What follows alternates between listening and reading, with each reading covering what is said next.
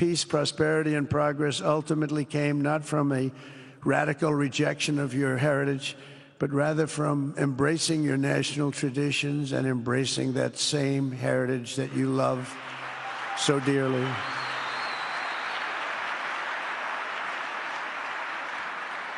And it's something only you could do. You achieved a modern miracle, the Arabian way. That's a good way.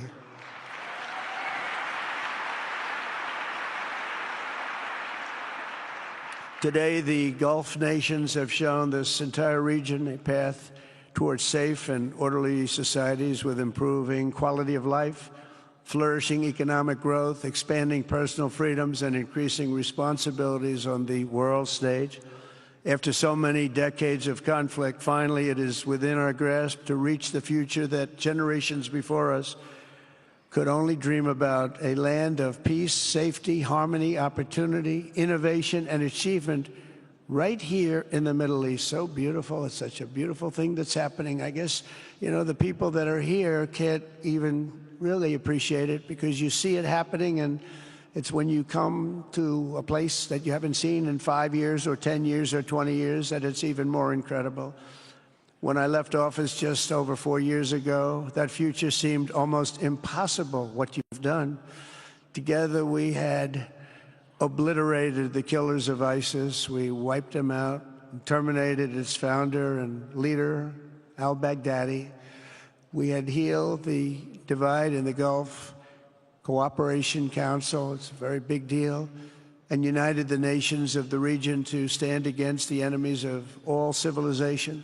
We'd imposed unprecedented sanctions on Iran and starved the regime of resources to fund terror. They were unable to fund anything because they had no money left. They had no money. But the new administration came in and let them have a lot of money, and you saw what happened. It was not money well spent. And with the historic Abraham Accords that we're so proud of, all the momentum was aimed at peace, and it aimed very successfully. It's been an amazing thing, the Abraham Accords, and it's my fervent hope, wish, and even my dream that Saudi Arabia, a place I have such respect for, especially over the last fairly short period of time, what you've been able to do, but we'll soon be joining the Abraham Accords. I think it'll be a tremendous tribute to your country, and it will be something that's really going to be very important for the future of the Middle East. I took a risk in doing them, and they've been an absolute bonanza for the countries that have joined. The Biden administration did nothing for 4 years. We would have had it filled out. But it will be a special day in the Middle East with the whole world watching when Saudi Arabia joins us, and you'll be greatly honoring me, and you'll be greatly honoring all of those people that have fought so hard for the Middle East. And I really think it's going to be something special, but you'll do it in your own time, and that's what I want, and that's what you want, and that's the way it's going to be. When I left office, the only thing still standing between this region and its unbelievable potential was a small group of rogue actors and violent thugs seeking constantly to drag the Middle East backward and into havoc, mayhem, and indeed into war. Unfortunately, instead of confronting these destructive forces, the last U.S. administration chose to enrich them and empower them and give them billions and billions of dollars. The Biden administration, the worst administration in the history of our country, by the way, spurned our most trusted and long-standing Gulf partners, and I can say partners worldwide, one of our great, great partners, no matter who we look to, and we have great partners in the world, but we have none stronger and nobody like the gentleman that's right before me. He's your greatest representative, greatest representative.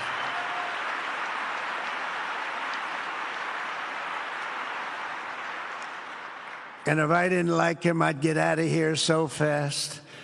You know that, don't you? He knows me well. I do. I like him a lot. I like him too much. That's why we give so much, you know?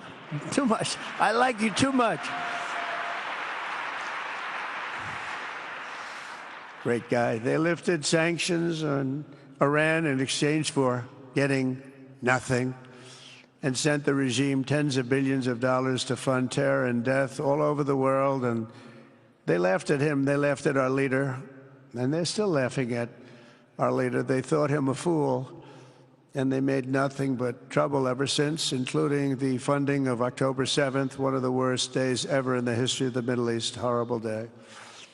Biden removed the Houthis from the list of foreign terrorist organizations, even while missiles and drones were being launched right here at your beautiful city of Riyadh, and launched at ships if they happened to be sailing in the wrong location. The Biden administration's extreme weakness and gross incompetence derailed progress toward peace, destabilized the region, and put at risk everything we had worked so hard to build together.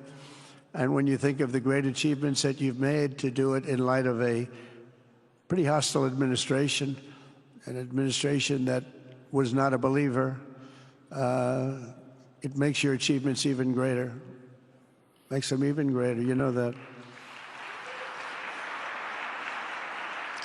But in a few short months since taking office, we have achieved the swift return of American strength at home and abroad, now working with the vast majority of people in this region who seek stability and calm. Our task is to unify against the few agents of chaos and terror that are left and that are holding hostage the dreams of millions and millions of great people. The biggest and most destructive of these forces is the regime in Iran, which has caused unthinkable suffering in Syria, Lebanon, Gaza, Iraq, Yemen, and beyond. There could be no sharper contrast with the path you have pursued on the Arabian Peninsula than the disaster unfolding right across in the Gulf of Iran. Think of that. They wanted to name it that. I said, they're not going to let them do that. Do you mind if I stop that? I stopped it. We're not going to let that happen.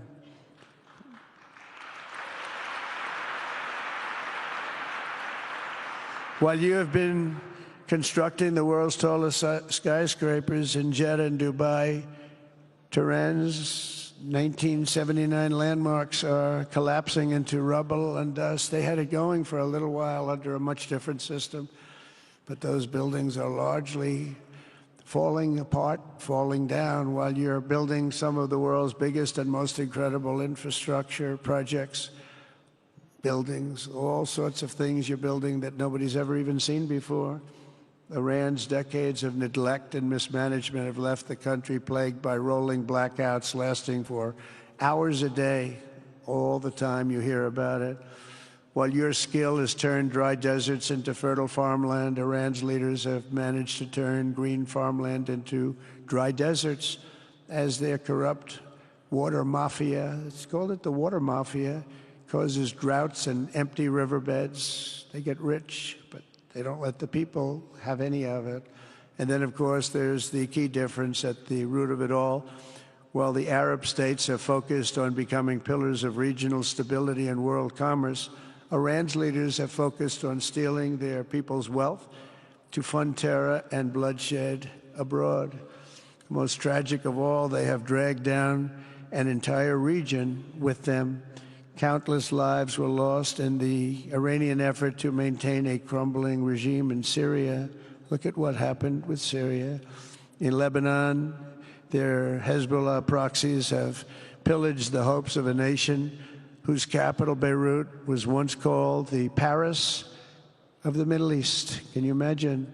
All of this misery and so much more was entirely avoidable, absolutely avoidable. And Mohammed knew that. He knew that. Smart people knew that. If only the Iranian regime had focused on building their nation up instead of tearing the region down. Yet I'm here today not merely to condemn the past chaos of Iran's leaders, but to offer them a new path and a much better path toward a far better and more hopeful future.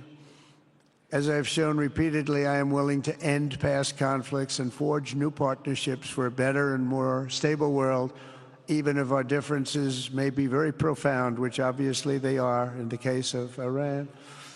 I have never believed in having permanent enemies. I am different than a lot of people think. I don't like permanent enemies, but sometimes You need enemies to do the job, and you have to do it right.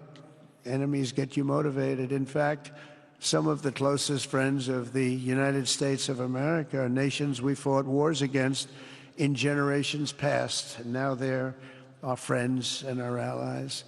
I want to make a deal with Iran. If I can make a deal with Iran, I'll be very happy if we're going to make your region and the world a safer place. But if Iran's leadership rejects this olive branch and continues to attack their neighbors, then we will have no choice but to inflict massive maximum pressure, drive Iranian oil exports to zero like I did before.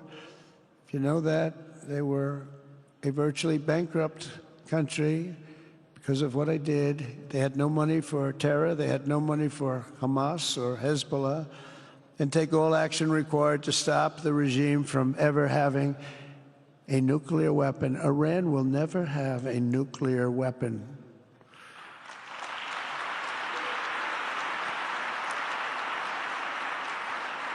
But with that said, Iran can have a much brighter future, but will never allow America and its allies to be threatened with terrorism or nuclear attack.